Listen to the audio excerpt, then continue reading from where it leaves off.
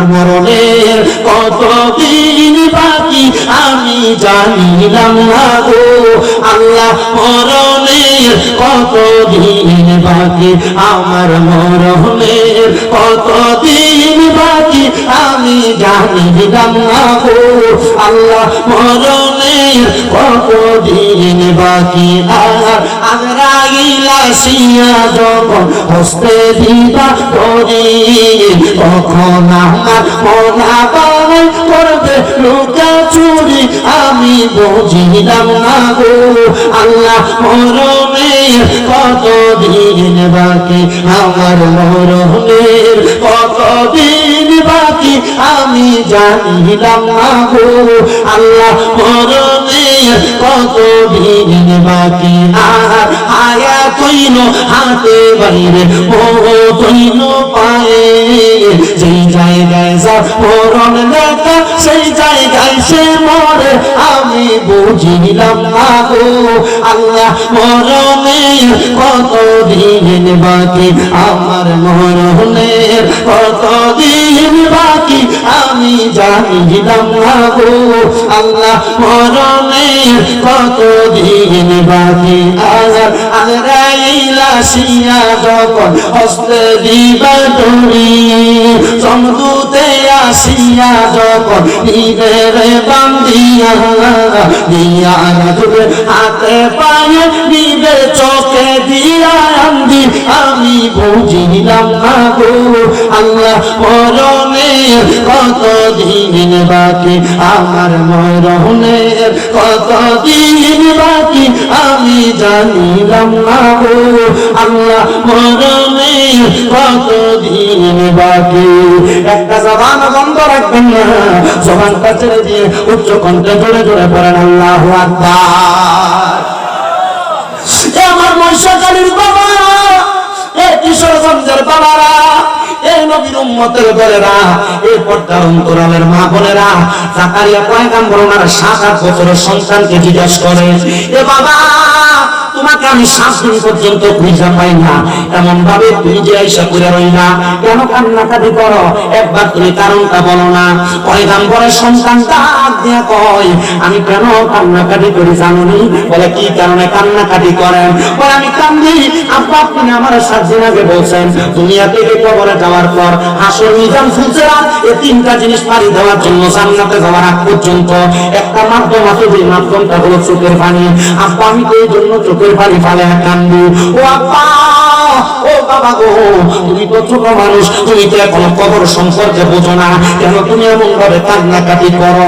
ডাক দিয়া কই বাবা ছোট মানুষ আমার কি মরণ হবে না কার কোন জায়গায় মরণ হবে তার গ্যারান্টি তো কেউ দিতে পারে না আপনি বলেন না গো বাবা আমি কি কান্না করা অপরাধ নাকি হযরত জাকারিয়া পয়গম্বরকে আল্লাহ তোমার কাছে কত দোয়া করছি তুমি আমার একটা ইবাদতে সলিহিন এক সন্তান দান করো এমন একটা সন্তান দিছো 7-8 বছর বয়সে তোমার ভয় কান্নাকাটি করে হাসর মিজান ফুলসিরাত পারি দেওয়ার জন্য কান্নাকাটি করে কিন্তু আমার মা বোনেরা সন্তান গর্ভের মধ্যে নিয়ে এরা টিকটক চালায় সন্তান জন্ম হওয়ার পর এই সন্তানকে যদি টিকটক না চালু করে দেয় পোলা ভাত খায় না আর নবীর ছেলে নবী কান্না করছেন বিদায় নবীও কান্দে বাপে ফুদের নামাজের কথা কইতে পারে না কারণ বাপ নিজে নামাজ পড়ে না মা নিজে ফুদের নামাজের কথা কইতে পারে না মা নিজেই নামাজ পড়ে না আমি আমার মা বোনদেরকে বলবো ভাই বাবাদের কাছে বলবো দুনিয়ার জমিনের মধ্যে যা কিছু করেন আর না করেন আপনার দুনিয়াতে থাকা অবস্থায় সন্তানদেরকে ইসলামী শিক্ষা দিবেন ওই সন্তান যেন মরার পরে একটা নেক ভাবে দুনিয়ার জমিন এবং আখিরাতটাকে পরিষ্কার করে মরতে পারে দুনিয়া এবং আখিরাতটাকে কামিয়াব করে মরতে পারে দরকার আছে না নেই আস্তে আছে দরকার আছে না আছে আপনারা কতক্ষণ এখানে বসবেন আপনারা কতক্ষণ এখানে বসবেন আমি 25 মিনিট পর্যন্ত হুজুর এরা ক্যাম্প করার পর থেকে রানিং চালাই দিছি এর আগে তো সিগন্যাল দিছি আমি তো ওই যে বাস যায় তো আমার আমি ঘন্টা শুনতে খুব ভালোই লাগতেছে আল্লাহ আমাদের কবুল করুন আমিন যতক্ষণ পর্যন্ত কথা বলছি প্রত্যেকটা ঘটনার উপর প্রত্যেকটা ওয়াক্যের উপর এক একটা শিক্ষণীয় বিষয় আছে না আছে না আল্লাহ আমাদের বোঝার তৌফিক দিন আমিন আসবে ওই যে আমাদের শফিকুল ইসলাম সিদ্দিকী হুজুর ওনারা আগে আনতে গেছে উনি বলছেন আমি হুজুর নিয়ে আসতেছি, আপনি আধা ঘন্টা চালান, আর 5 মিনিট সময় আছেন জিকির করতে হবে। আল্লাহ যেন আমরা কবুল করে, আমিন কোন। আমরা খুব মহব্বতে জিকির করতাম, না শিখে রাজি আছেন? এই সময়টাকে আল্লাহ তাআলার রাসূলের জাতের জিকির করবেন, মহব্বতের আওয়াজে আল্লাহ তাআলা জিকির। আমার জিকির মানে কো তোকে কইও ও আসে ঘুমাইছ এটা জিকির দা একটু রাত্রিবেলা গরম করে তোর বিরান নিচে বিরান নাম বের হয়ে যাবে। এটা মহব্বতে জিকির করেন আন আ আন আ আন আ আন আ আন আ আন আ আন আ আন আ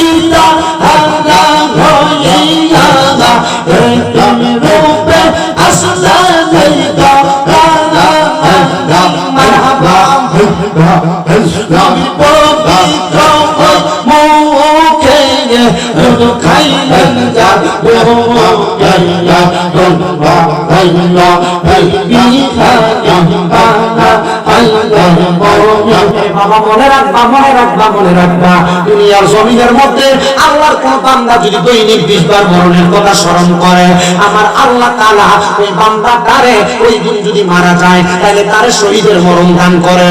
এইজন্য প্রত্যেকদিন মরার কথা বেশি বেশি করে স্মরণ করবেন। আশাই বলে কবর থেকে হাসর বিধান ফুজরা 3টা জায়গা পাড়ি দেওয়ার জন্য একটা জায়গা, একটা উপায় আছে, উপায় হলো চোখের পানি।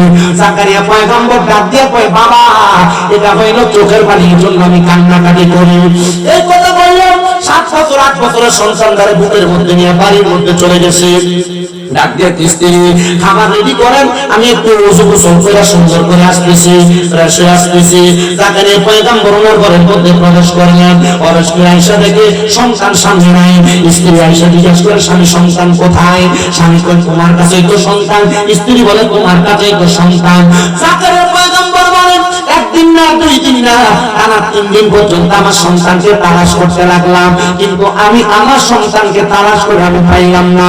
আমি যখন আমার সন্তানকে পাই না, আমি কান্না করতে করতে একটা খেজুর গাছের সাথে হেলান দিয়া খেজুর গাছের সাথে কান্না করতে করতে আমি ঘুমিয়ে গেছি। এমন টাইমে গায়েব থেকে আওয়াজ আসতেছে, পয়গম্বর জাকারিয়া আপনি যে সন্তানের জন্য এমন ভাবে কান্নাকাটি করতেছে, আপনি কি একবার চিন্তা করলেন না? আপনি কি একবার চিন্তা করলেন না? আপনি কি একবার চিন্তা করলেন না? আপনার সন্তানকে পাহাড়ের গুহার মধ্যে খুঁজেছেন, খেজুরের বাগানে খুঁজেছেন, নদীর কিনারার মধ্যে খুঁজেছেন, আপনি আপনার সন্তানকে খুঁজে পাইতেছেন না। বলেন না গো পয়গম্বর, আপনি কি আপনি যেই ঘরের মধ্যে ইবাদত করেন ওই ইবাদত খানার মধ্যে আপনার সন্তানকে খুঁজছেন নি? মানে যেই খানকার মধ্যে আপনি ইবাদত করেন ওই খানকার মধ্যে আপনার সন্তানকে খুঁজছেন নি? পয়গম্বর ডাক দিয়ে বলেন, না না আমি খুঁজি নাই। জাকারিয়া পয়গম্বর বলেন, এমন গায়েবী আওয়াজটা শুনি না, আমি একটা দৌড়াইয়া আমি আমার ইবাদত খানার মধ্যে গেলাম।